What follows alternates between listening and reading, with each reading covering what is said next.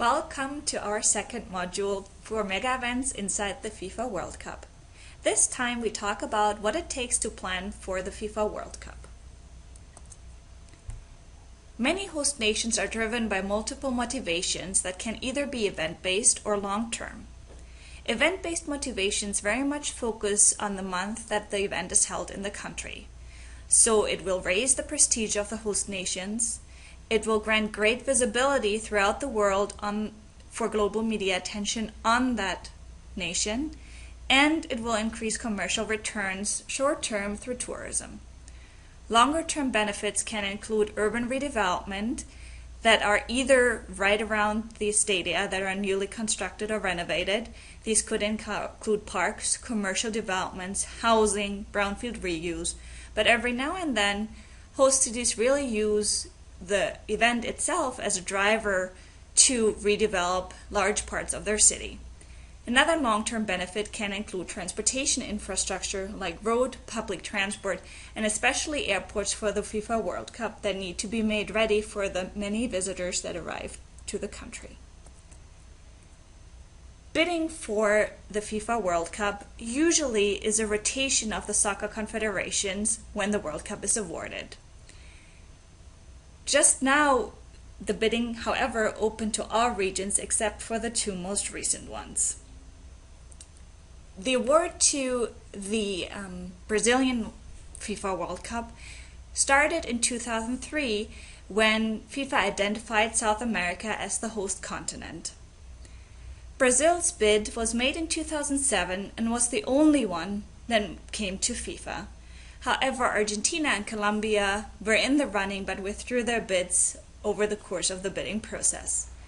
In 2009, the bidding process covered two events, 2018 and 2022, which respectively went to Russia and Qatar. These decisions led to controversy, especially as claims of corruption around the Qatar bid and workers' rights came into the public eye. In order to prepare for the FIFA World Cup, 12 to 14 cities have to prepare to stage the event and especially need to upgrade their infrastructures.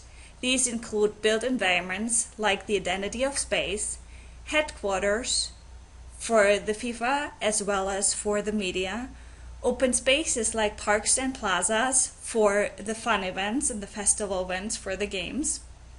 It also includes new stadia and venues, as well as housing for the soccer players, organizers, and visitors, and transportation systems to connect everything to the stadia.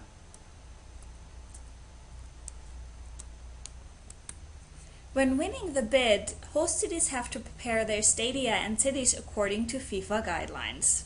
So for example, host cities have to be dispersed across the country, but the transport links have to be very good to minimize inconvenience for soccer players. Generally speaking, a host city can have one or two stadia, and the stadia capacity ranges between 40,000 and 80,000 spectators, depending upon whether it's a final match, a knockout match, or at the group stage match. Usually, FIFA prefers a center site with good access to public transportation, major roads, and motorways, whereby all parking can be used by others when the soccer games are not being played. Hotels are ideally located close to the stadia. FIFA basically has expectation of first world infrastructure, and so we see a lot of construction, especially in Qatar, to make the cities suitable for the Soccer World Cup in 2022. Here we have an example of the travel distances teams have to manage when playing in Brazil.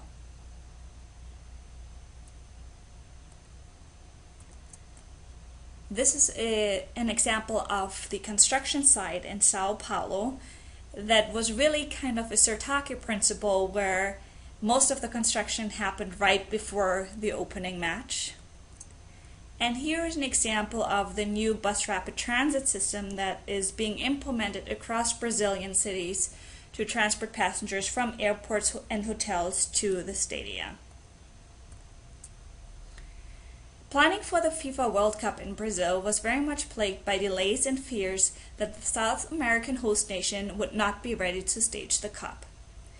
If you plan for an event like the FIFA World Cup, one of the primary concerns is that unlike any other sport in the world, soccer polarizes. So you have fears of hooligans, but also you're trying to entertain the fans through interaction with each other. Generally speaking, each host has to prepare 12 to 14 cities according to FIFA specifications. Transport according to FIFA is evaluated 10 hours before and 10 hours after the match, but it also considers international arrivals and departures, the national connectivity of the country, the city accessibility, and the local transport connections to the stadium itself. For more detailed planning on FIFA 2014, please see Dr. Chris Gaffney's blog, Hunting White Elephants, and please take a look at the editorial by Professor Martin Miller in this module of the MOOC for the FIFA 2018 World Cup in Russia. Mega event organizers often gain special legal powers that gives them the right to take land in a form of eminent domain claim in order to prepare the event. Another way of securing the land is through what Brazil calls the pacification programs. These were developed to reduce crime and gang warfare in the favelas or the slums of Rio de Janeiro. On the surface, the pacification programs appear to bring control and safety to areas that were notoriously dangerous.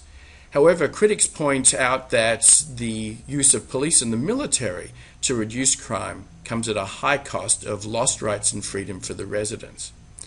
Further criticism is that the pacification process is simply to minimize the appearance of poverty for the World Cup and to make the host cities look attractive to the world audience. The pacification program carried initial expectations of improved social services as part of the process, but so far the emphasis seems to have been on the reduction of crime without the equally important provision of social services. Part of the securing of a mega event city is through security itself, making sure there is no violence, there's no terrorist attacks, no riots or no protests associated with the event. In the case of Brazil, concerns about pacification and about the use of areas of poor and low-income residents for World Cup event spaces has led to a series of protests over the last 5 years. As you can see in this image of police presence in the favelas. On one hand, presence can reduce crime, but on the other hand, it can also be used as a form of control. Cost and benefits basically include many things that a host city has to consider. We included only a couple of those. First off, it's the infrastructure for which the FIFA doesn't pay. The taxpayers of the country have to pay for brand new stadiums if they're not FIFA ready, new transportation connections, the security, and of course also foregone tax revenue. Basically, all World Cup spending is tax-free. The host nation also has to displace many residents to make cities suitable in FIFA's eyes to stage a World Cup, to present itself as a world-class city, and of course to make space for the stadium and transportation system in itself. And then we're looking at costs for maintenance of unused facilities many years after the soccer game has ended.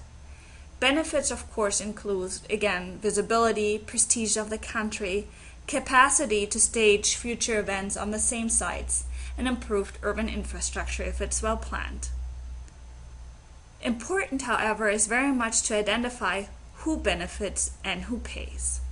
As we've seen in Brazil, one of the riots and uproar of the country is complaining how much money has to be invested into a FIFA World Cup that could otherwise be invested in education and other benefits the nation would have from the billions.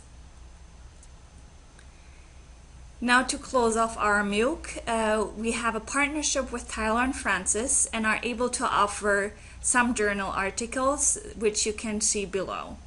They are from Firmino et al. And Weiner. So what's next? Please look at our readings and links we offer in this MOOC. Take the quiz and join in our online discussions about ongoing happenings at the games.